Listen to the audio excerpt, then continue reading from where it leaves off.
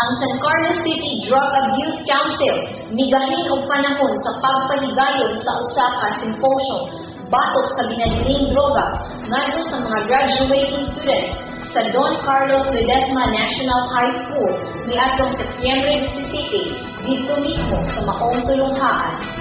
Gituki ni Nurse Juan Carlos Solidarios sa City Health Office ang topiko nga ill effects of drugs diin moresulta kini sa physical, emotional ug ang kausaban sa pamatasan sa tawo.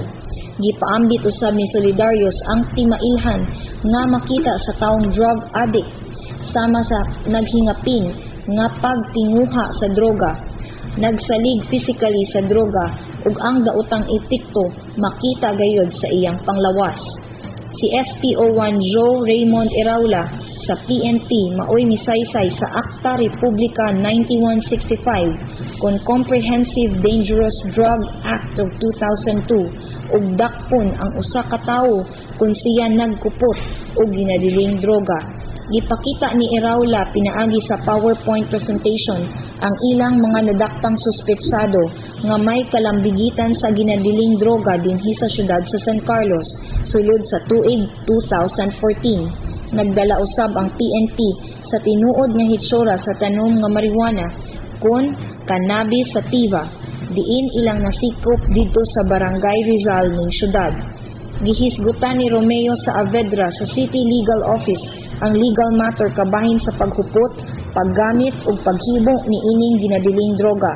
Gilakbit usab og saysay ang multa ug pagkapreso batok sa pagsupak sa Comprehensive Dangerous Drug Act of 2002. Si Pastor Adolfo Lampote sa Calvary Baptist Church mao'y katapusang mipresentar sa maong symposium kinsa mituki sa religious matter ug mihatag pahimangno sa mga estudyante nga dili sulayan ang mga ginadiling droga kay kini walay ikahatag nga kaayuhan sa kinabuhi sa tawo.